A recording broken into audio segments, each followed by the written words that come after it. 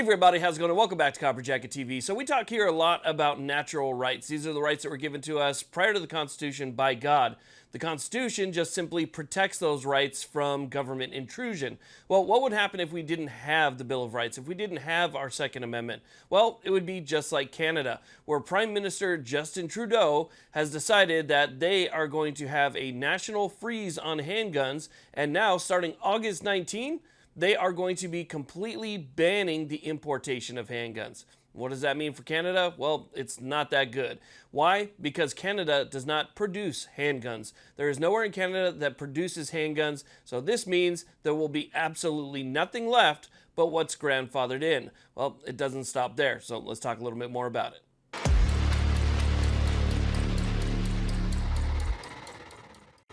Now, before we go any further, if you wouldn't mind, hit that subscribe button. It's free. It only takes a second, but it helps me out quite a bit. And check out the sponsor of this channel, which is the USCCA. With your membership, you get self-defense liability insurance, concealed carry magazine, you get national reciprocity maps, online training and education, and so much more. That'll be down below.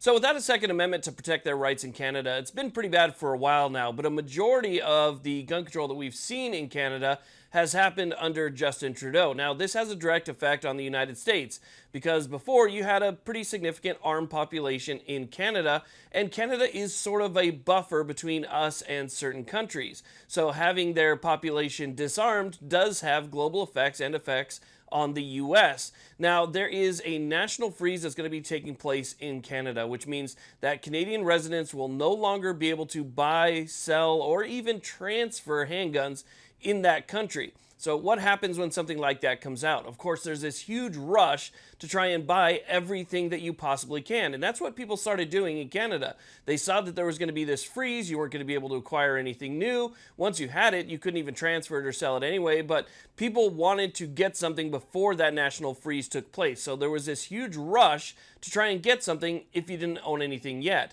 So the Prime Minister and Parliament saw that that was happening and wanted to stop it from happening. So they wanted to basically stop the people that were going out to try and grab something now before the national freeze took place, which I believe is in September.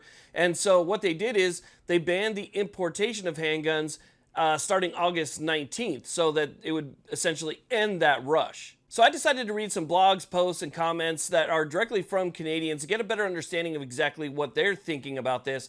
And I was really surprised to find out that, yes, they're very concerned about the freeze and they're concerned about the import ban, but they're more concerned, at least in my eyes, about the potential for a complete and outright ban in the future. Because in Canada, it's happened step by step, just like everywhere else, right? Where they take a little, then they take a little bit more, and they take a little bit more until eventually they have everything. And so people are seeing this trend and they're saying, okay, well, now there's this freeze, and that freeze does include a grandfather clause, meaning that you can keep what you had prior to the freeze.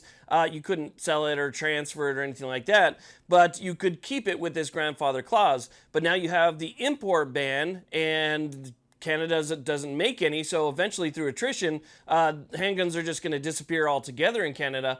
However, what could come next based off of the recent history is just an outright ban saying, you know what, we've decided that there's just too many here in Canada, we don't want them here anymore, and so instead of the grandfather clause, we're going to go ahead and give you some type of compensation or no compensation at all, and we're going to have you turn them in. And that could be coming next. So again, instead of outraging a ton of people by implementing all this stuff at once, they're doing it in sections. You got the freeze, and then you have the import ban, and then people in Canada seem to be worried that after that is coming the outright ban. So we'll see what happens there. But again, I know that, I make videos mostly for people in the United States, but I also know that a lot of you have moved here from Canada, and Canada is our neighbor to the north, and I think that having that buffer zone of an armed population was always a good thing. And now to not have that, I think is kind of taking security down a little bit, in my personal opinion. There's always implications when a modern society does things like this, and those implications obviously could affect us as well. So I think it's really important to pay attention to what's going on there, because again, what's happening there is what they want to do here. It is only only, and I mean only, the Second Amendment that's written into our Constitution that's stopping them from doing the exact same thing that Canada is doing right now.